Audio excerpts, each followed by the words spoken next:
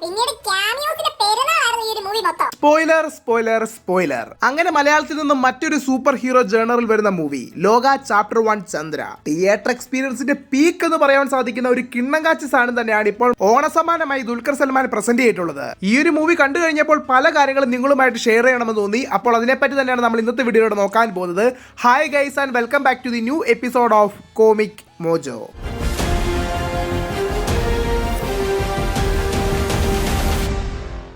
First of all എടുത്തു പറയേണ്ടത് ഈ ഒരു മൂവിയുടെ പ്രൊഡക്ഷൻ ക്വാളിറ്റി തന്നെയാണ്. ഒരു മലയാളം മൂവിക്ക് ലഭിക്കാൻ പോകുന്ന ബഡ്ജറ്റിന്റെ പരിമിതികൾ എന്തൊക്കെയാണെന്ന് നമുക്ക് എല്ലാവർക്കും തന്നെ അറിയാം. ആ ലെവലിൽ നിന്നുകൊണ്ട് തന്നെ ഒരു ഡയറക്ടറിന് എന്തുമാത്രം കാര്യങ്ങളാണ് വേണ്ടത്, അതിനുവേണ്ടിയുള്ള പ്രൊഡക്ഷന് വേണ്ടിയുള്ള ഫുൾ സപ്പോർട്ടും DQ കൊടുത്തു എന്നത് തന്നെയാണ് ഈ ഒരു മൂവിയുടെ ഏറ്റവും വലിയൊരു ഇമ്പാക്ട്. ഈ ഒരു മൂവിയുടെ ഡയറക്ടർ ഡൊമിനിക് അരുൺ എന്താണോ മനസ്സിൽ കണ്ടിരുന്നത് അത് കൃത്യമായിട്ട് തന്നെ വ്യൂവേഴ്സിലേക്ക് എത്തിക്കുവാൻ വേണ്ടിയിട്ട് ഈ ഒരു പ്രൊഡക്ഷന് വലിയൊരു സ്ഥാനം തന്നെ ഉണ്ട്. ഇനി ഡയറക്ടറിന്റെ കാര്യം ഞാൻ പറയേണ്ടതില്ല. ഡൊമിനിക് അരുൺ ഡയറക്ഷനോടൊപ്പം തന്നെ സ്റ്റോറിയും സ്ക്രീൻ പ്ലേയും ചെയ്തിരിക്കുന്ന പുള്ളി തന്നെയാണ്. പുള്ളിക്കാരന്റെ ഒരു ഇമാജിനേഷൻ ലെവൽ എത്രത്തോളമാണെന്ന് ഞാൻ ചിന്തിച്ചു പോകുന്നു. കേരളത്തിൽ തന്നെ പല മിത്തുകളിലും ഐതിഹ്യമാലകളിലും ഒക്കെ കണ്ടുവന്നിട്ടുണ്ടായിരുന്ന യക്ഷി, ഭൂതം, ചാത്തൻ, കത്തനാർ തുടങ്ങിയിട്ടുള്ള പല ക്യാരക്ടേഴ്സിനെയും ഈസി ആയിട്ട് തന്നെ ഒരു സ്റ്റോറിയിലേക്ക് കൊണ്ടുവന്ന് അതിനെ വളരെ മികച്ച രീതിയിൽ തന്നെ കാണിച്ചു എന്നത് മറ്റൊരു കാര്യം. മാത്രവുമല്ല ഈ ഒരു എൻറ്റയർ മൂവിയുടെ ലോർ എന്നത് വളരെ വലുതാണ്. ഇവൾ ടൈറ്റിൽ കാർഡിന്റെ സോങ്ങിനോടൊപ്പം പ്ലേ ചെയ്യുന്ന സീൻസ് എടുത്ത് നോക്കുകയാണെങ്കിൽ തന്നെ അവിടെ വരുന്ന ഓരോ പിക്ചേഴ്സിലും വരുന്ന ക്യാരക്ടേഴ്സിനെ മാത്രം വെച്ചുകൊണ്ട് ഒരുപാട് മൂവീസ് ക്രിയേറ്റ് ചെയ്യാം. അത്ര വലിയൊരു വേൾഡ് ബിൽഡിംഗ് തന്നെയാണ് ഈ ഒരു മൂവിക്ക് ഇപ്പോൾ നൽകിയിരിക്കുന്നത്. ദിമേശ് ഷെബിയുടെ സിനിമാറ്റോഗ്രഫി എന്നൊക്കെ പറയുകയാണെങ്കിൽ ഒരു മാർവൽ അല്ലെങ്കിൽ ഒരു DC മൂവി കാണുന്നതിന്റെ ഒക്കെ ഒരു റിച്ച്നെസ് നമുക്ക് ഫീൽ ചെയ്യുന്നുണ്ട്. ആ ഒരു ക്വാളിറ്റി വ്യക്തമായിട്ട് തന്നെ കാണിച്ചിരിക്കുന്നത്. പിന്നീട് ടോപ്പ് നോച്ച് ആയിട്ടുള്ള ചമൻചാക്കോയുടെ എഡിറ്റിങ്ങിനോടൊപ്പം തന്നെ ജെയ്ക്സ് വിജോയുടെ സോങ്സ് ആൻഡ് BGMs കൂടി ചേരുമ്പോൾ ചില സമയത്തൊക്കെ രോമം എണീറ്റേക്കും. അത്രയ്ക്കും ഒരു ഇമ്പാക്ട് തന്നെ ഉണ്ടാക്കിയിട്ടുണ്ട്. ഇനിയാണ് മെയിൻ സ്പോയിലർ കണ്ടന്റിലേക്ക് നമ്മൾ കടക്കുന്നത്.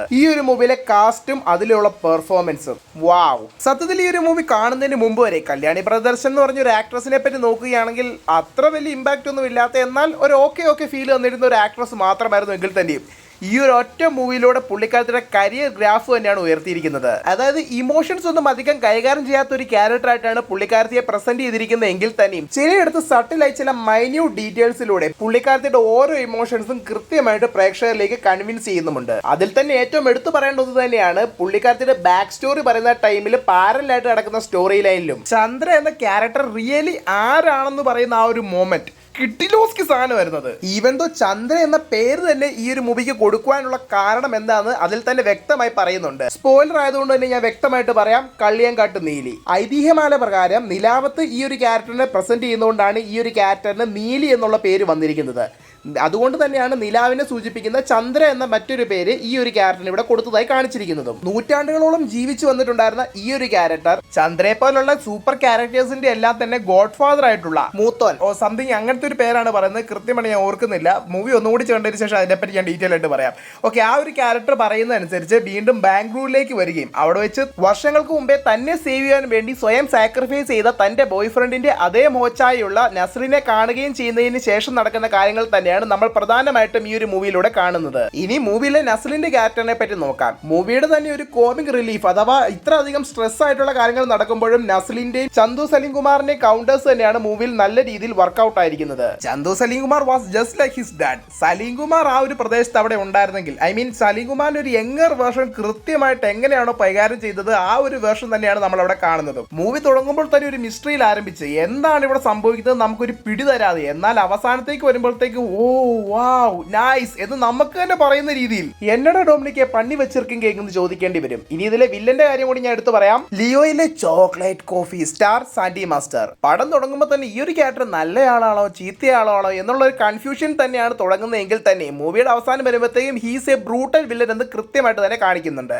മൂവിയുടെ തുടക്കം തന്നെ പുള്ളിക്കാരൻ സ്ത്രീകളെ ആരെയും മതിക്കാത്ത ഒരു മെയിൽ ഷോപ്പിനിസ്റ്റ് ആണെന്ന് കാണിച്ചു തന്നെയാണ് തുടങ്ങുന്നത്. ഒരു ഘട്ടം കഴിയുമ്പോൾ ഒരു പെണ്ണിന്റെ കയ്യിൽ നിന്ന് തനിക്ക് അടി കിട്ടുന്നത് ഒരു എത്രയധികം ലജ്ജാകരമാണ് ചിന്തിക്കുന്ന ഇങ്ങർ പവേഴ്സും കൂടി കിട്ടിക്കഴിയുമ്പോൾ എന്തെല്ലാം മെനകേടാണ് കാണിക്കുന്നതെന്ന് കാണിച്ചു തരുന്നുമുണ്ട് ഈ ഒരു മൂവിയിൽ. ഇനി മൂവിയിലേക്ക് വന്നിട്ടുള്ള പ്രധാനപ്പെട്ട ക്യാമിയോസ് നോക്കാം. First of all interval punch ആയിട്ടുണ്ടായിരുന്ന സാക്ഷാൽ കടമറ്റത്ത് കത്തനാറിന്റെ ഇൻട്രോ. കള്ളിയങ്കാട്ട് നീലിയെ പിടിക്കാൻ വരുന്ന കടമറ്റത്ത് കത്തനാരായി സാക്ഷാൽ സണ്ണി വെയിൻ എത്തുന്നു. ആക്ച്വലി അതൊരു ക്ലാസ് ആയിട്ടുള്ള ഒരു ഇൻട്രോ തന്നെയാണ് സണ്ണി വെയിന് കൊടുത്തിരുന്നത്. ആ ഒരു ഇന്റർവൽ പഞ്ചിന് ശേഷം പിന്നീട് ക്യാമിയോസിന്റെ പെരുന്നാളായിരുന്നു ഈ ഒരു മൂവി മൊത്തം. അതായത് ചന്ദ്രൻ ഒരു ടെററിസ്റ്റ് ആണെന്ന് ന്യൂസിലൂടെ പറയുന്ന ടൈമിൽ പലയിടങ്ങളിലായി അത് കണ്ടുകൊണ്ടിരിക്കുന്ന ശാന്തി ബാലകൃഷ്ണൻ അഹാന, ബാലു വർഗീസ്, സൗബിൻ തുടങ്ങിയിട്ടുള്ളവരോടൊപ്പം സാക്ഷാൽ ചാത്തനായി ടൊവിനോയുടെ ക്യാരക്ടറിന്റെ ഒരു ടീസിങ്ങും. മൂവി കുറച്ചുകൂടി മുന്നോട്ട് പോകുമ്പോഴത്തേക്കും ചാത്തന്റെ ഒരു കിഡിലോസ്കി എൻട്രി കൂടി ഉണ്ട്. അതോടൊപ്പം തന്നെ ഈ ഒരു ക്യാരക്ടർ യൂസ് ചെയ്യുന്ന ട്രിക്സ് ആണെങ്കിലും ഇല്യൂഷൻസും എല്ലാം വ്യക്തമായിട്ട് തന്നെ കാണിച്ചു തരുന്നുമുണ്ട് ഈ ഒരു മൂവിയിൽ. പിന്നീട് മിഡ് ക്രെഡിറ്റ്സിലാണ് DQവിന്റെ മാസ് ആയിട്ടുള്ള entry with a fight scene. അതും ഒരു ഗൂസ്ബം സീൻസ് തന്നെയായിരുന്നു. താൻ കൊന്നു വീഴ്ത്തുന്നവരോട് നിന്റെയൊക്കെ യമനാടാ ഞാൻ എന്ന രീതിയിലാണ് ദുൽഖർ പറയുന്നതെങ്കിൽ തന്നെ സ്റ്റിൽ ഒരു മിസ്റ്റീരിയസ് ആയിട്ടുള്ള ക്യാരക്ടർ ആയിട്ടാണ് ദുൽഖറിനെ ഇവിടെ പ്രസന്റ് ചെയ്തിരിക്കുന്നത്.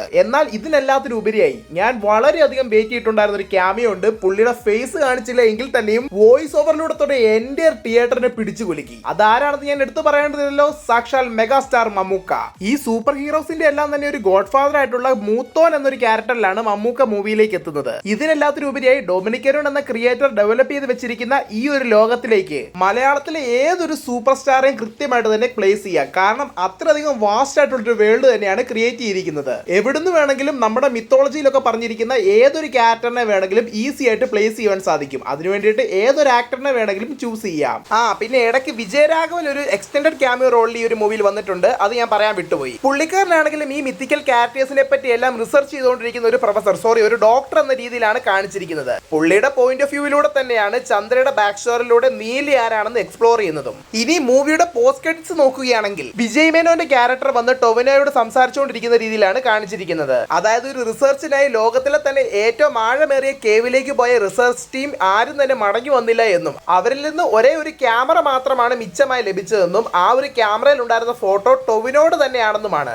ഏകദേശം ARMലെ മണിയനോട് സിമിലർ ആയിട്ടുള്ള ഒരു ടൊവിനോയുടെ ഫേസ് ആണ് അതിൽ കാണിക്കുന്നത്. അപ്പോൾ സ്വാഭാവികമായിട്ട് ഞാൻ ഗസ് ചെയ്തത് അത് ഞാനല്ല, എന്റെ ഇരട്ടയാണെന്ന് ടൊവിനോ പറയുമെന്നാണ്. എന്നാൽ ടൊവിനോ അവിടെ പറഞ്ഞു എന്തെന്ന് വെച്ചാൽ ഈ ലോകത്ത് എന്നെ പോലെ തന്നെ കാണാനിരിക്കുന്ന 389 സഹോദരങ്ങൾ ഉണ്ടെന്ന് പറഞ്ഞാൽ താൻ വിശ്വസിക്കുമോ എന്നാണ്.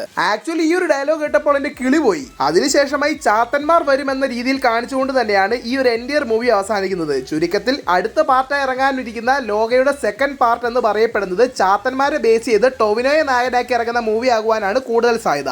മാത്രമല്ല ഈ ഒരു മൂവിയിൽ ടൊവിനോ ഡബിൾ റോളിലോ ട്രിപ്പിൾ റോളിലോ ഒന്നും അല്ല വരാനിരിക്കുന്നത്.